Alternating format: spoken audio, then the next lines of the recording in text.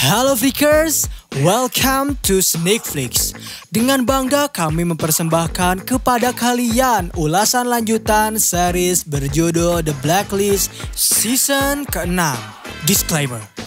Bagi kalian yang baru mengikuti series The Blacklist, saya sarankan untuk menonton dari episode 1 terlebih dahulu. Dan playlist ada di card pojok kanan atas. So, without any further ado, let's get into it. Scene dibuka oleh Reddington yang bertanya kepada Dembe terkait keributan yang dilakukan oleh dua kubu. Dembe memberitahu jika mereka sedang berdebat mengenai pengiriman senilai $3 juta yang menghilang secara tiba-tiba. Penanggung jawab pengiriman yang bekerja di Departemen Transportasi bernama Henry Morris tiba-tiba menghilang sehingga mereka saling menyalahkan satu sama lain. Beruntung, Reddington memiliki ide untuk melerai pertengkaran tersebut dengan mengajak semua orang untuk meminum arak. Di satu sisi, Henry terlihat sedang bermain judi di sebuah bar. Lalu ia tiba-tiba didatangi oleh seorang wanita yang telah cukup tua. Wanita itu berkata kepada Henry jika dirinya tahu berapa hutang yang selama ini Henry miliki dan berapa hipotek yang harus ia segera bayar. Satu-satunya cara yang Henry bisa lakukan menurutnya adalah dengan cara berjudi sekali lagi. Dan ia berjanji semua hutang itu akan segera terbayarkan. Setelah berhasil melerai pertengkaran, Reddington menelpon Henry untuk bertanya apa yang telah terjadi. Henry mencoba menjelaskan jika ia kehilangan uang yang cukup banyak dan harus mencoba untuk mengembalikan semua hutangnya. Kini, seseorang datang dan menawarkan kepadanya suatu keberuntungan. Disitulah Reddington baru tersadar jika Henry kini telah didekati oleh wanita keberuntungan. Dan inilah Lady Luck, blacklister nomor 69 yang terdaftar dalam daftar hitam milik Reddington. Kemudian Scene bergerak kepada Reddington yang mendapat informasi dari Smokey mengenai keberadaan dari salah satu targetnya. Reddington yang menerima informasi itu dengan baik lalu menjelaskan kepada Smokey jika selama dirinya berada di penjara, beberapa anak buahnya ada yang bekerja sebagai pekerja lepas dan ada juga yang berusaha untuk menggulingkan dirinya. Namun belum Reddington sempat menyelesaikan perkataannya, Kin tiba-tiba datang sehingga mau tak mau Smokey diminta untuk pergi terlebih dahulu. Setelah itu, Reddington mulai menyebut Lady Luck, seseorang yang mampu datang dan memberikan keberuntungan bagi seseorang yang sedang mengalami masa pailit. Akhirnya Kin langsung membawa kasus itu ke lokasi hitam. Ia menjelaskan jika Lady Luck adalah sosok pembawa keberuntungan sekaligus kehancuran. Kali ini, target dari Lady Luck adalah Henry Morris. Bekerja di Departemen Transportasi dan beberapa hari yang lalu, ia baru saja kalah $3.400 di kota Atlantik. Menurut bank, Henry telah kehilangan uang sebanyak ratusan ribu dolar hanya untuk berjudi. Setelah informasi dirasa cukup lengkap, Cooper menyuruh wrestler dan Kin untuk segera menghampiri istri dari Henry agar mendapatkan informasi tentangnya. Di kediaman istri Henry, rupanya ia tak tahu menahu jika suaminya telah dipecat 2 bulan yang lalu. Yang istrinya ketahui hanyalah Henry telah bekerja di sana selama 2 tahun. Memang, terjadi sedikit keanehan yang terjadi ketika Henry menggadaikan cincin warisan milik neneknya. Tetapi tak ada kecurigaan yang ia perlihatkan. Lalu wrestler meminta kepadanya untuk memberikan informasi kepada mereka jika suatu saat Henry menelpon kepadanya. Sementara itu, di Bethesda, seorang wanita yang sedang bersantai di bathtub bersama anjingnya tiba-tiba mendapat serangan tak terduga dari seorang pria bertopeng yang menyerangnya secara membabi buta. Keesokan harinya, wrestler mendapat informasi itu dan bekerja sama dengan seorang detektif bernama Evers yang memberitahunya jika anak buahnya menemukan rekaman CCTV yang diduga pelaku dari pembunuhan tersebut. Kemudian Scene bergerak kepada Reddington yang menghampiri salah satu rekannya bernama Carlo. Kini satu persatu Reddington berusaha untuk mencari tahu siapa yang sebenarnya telah mengkhianati dirinya yang membuat ia masuk ke dalam penjara. Tetapi Carlo berani bersumpah, ia tak berani mengkhianati Reddington meskipun hal itu bisa membuatnya 1000% dapat membuatnya untung. Dirinya selalu mencoba untuk setia meskipun Reddington berada di penjara. Memang, Reddington sedikit mempercayai Carlo yang memperlihatkan raut wajah kepercayaan. Setelah mendapat penjelasan darinya, Reddington pergi begitu saja. Di lokasi hitam, Aram akhirnya mendapatkan identitas dari wanita yang dibunuh oleh Henry, yaitu Betsy Nagel yang juga merupakan seorang pecandu judi. Dirinya pernah memposting sebuah artikel di Facebook. Selama ini dirinya telah berhasil menghilangkan semua hutangnya. Tetapi semua akun bank miliknya tiba-tiba dinonaktifkan begitu saja setelah semua hutang itu terbayarkan. Di sebuah pertemuan, seorang pria bernama Ned mencoba menceritakan pengalamannya yang diakibatkan oleh judi. Ia sangat kecanduan hingga menyebabkan uang kuliah untuk anaknya hangus begitu saja. Meskipun begitu, ia amat senang bisa bergabung dengan penampungan yang mau merubah kepribadian buruknya. Namun, tanpa ia sadari, Lady Luck mendengarkan ceritanya sehingga ketika Ned sedang sendirian di dalam mobil meratapi nasibnya yang sangat kebingungan, Lady Luck tiba-tiba datang masuk ke dalam memberikan sebuah penawaran yang sangat menarik bagi Ned untuk menyelesaikan setiap hutang yang ia miliki. Di satu sisi, Reddington kembali melakukan pencarian. Kali ini rekannya yang bernama Martin Walcott lah orang yang Reddington curigai. Sama seperti apa yang Reddington tanyakan kepada Carlo, ia juga bertanya kepada Martin apakah ia mencoba untuk memenjarakannya. Awalnya Martin tak mau mengaku, lalu Reddington kembali bertanya apakah Martin memanfaatkan truk, kurir, dan gudangnya untuk ia manfaatkan di bisnis narkobanya. Disitulah Martin terdiam. Dengan santainya, Reddington terlebih dahulu membuatkan sebuah minuman spesial kepadanya, diikuti dengan pistol yang ia tembakkan kepada Martin hingga dirinya tewas. Keesokan harinya, ternyata Henry akhirnya menelpon istrinya yang tentu langsung membuat pihak FBI bergerak.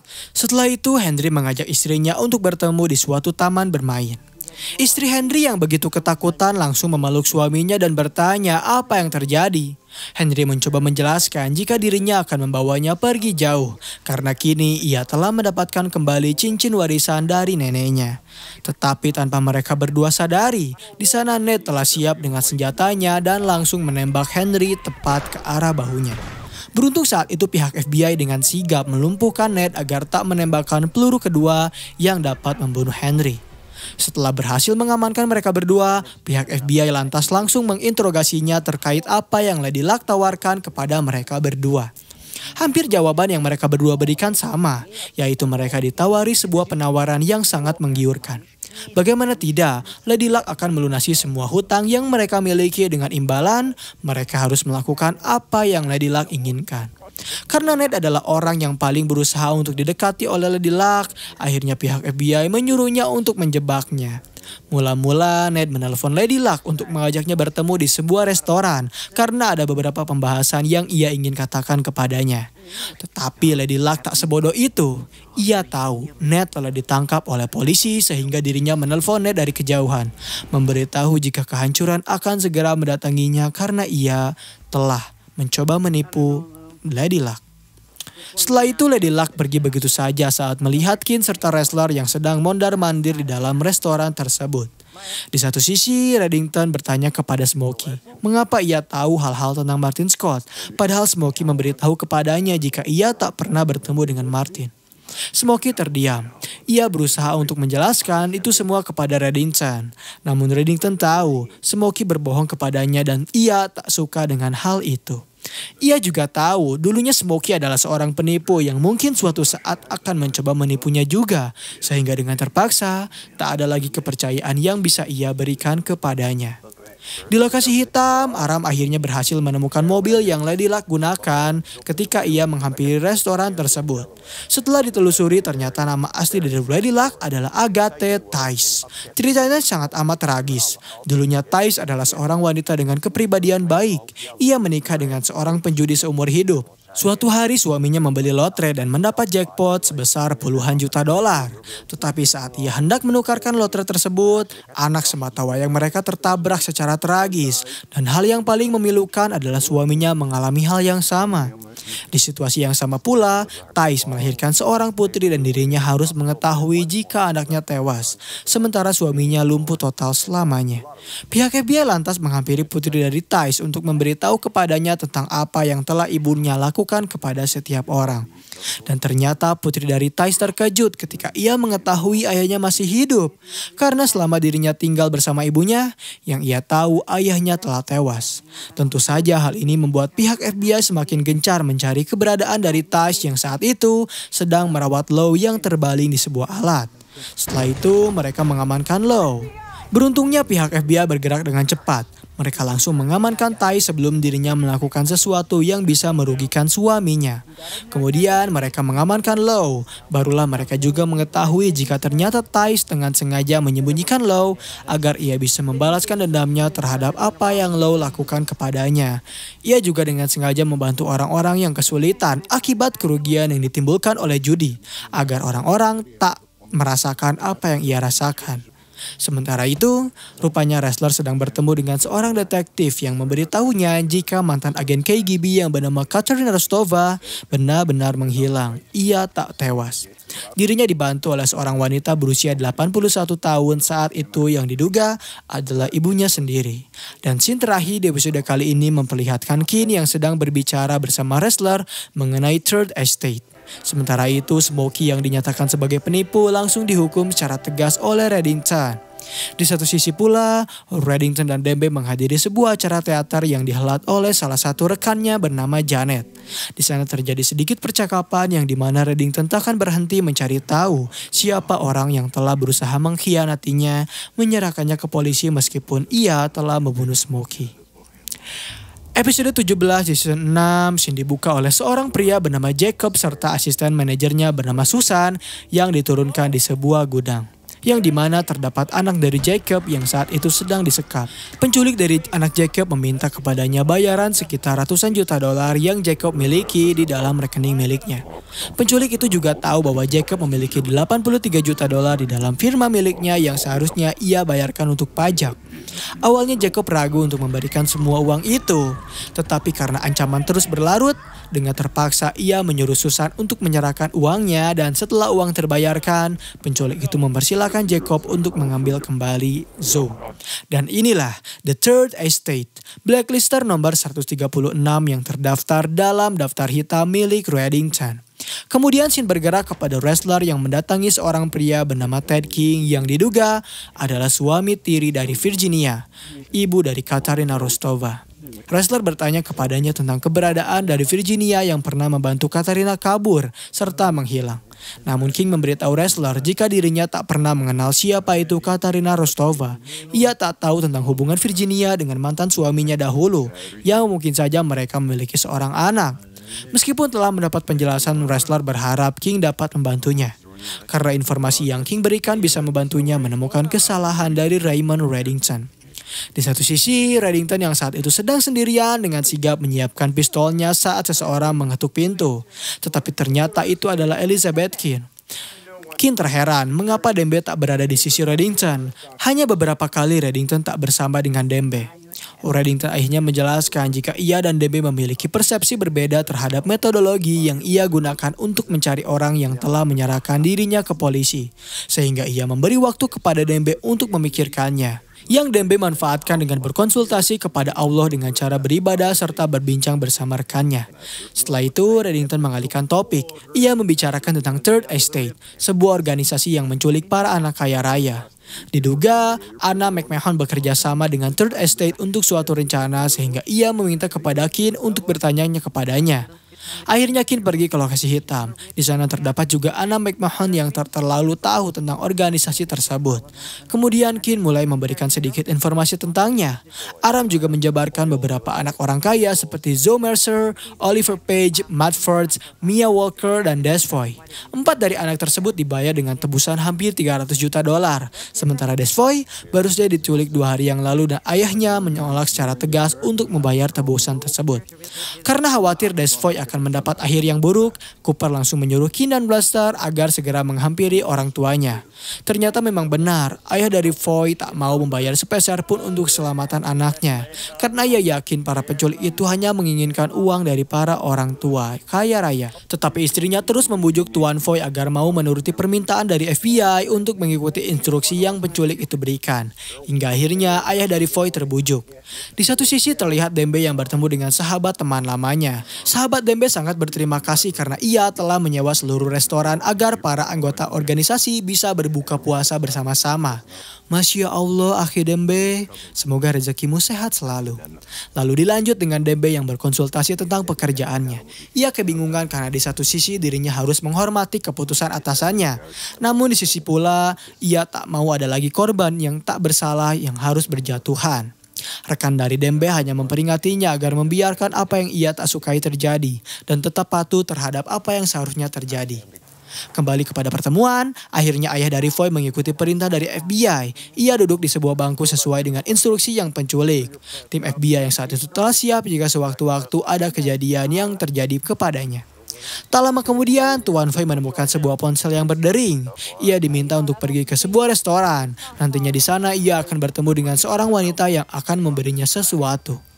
Tuan Foy juga tak lupa diminta untuk membuang ponsel miliknya sendiri. Setelah itu, dengan perlahan Tuan Foy pergi ke restoran yang telah ditunjukkan.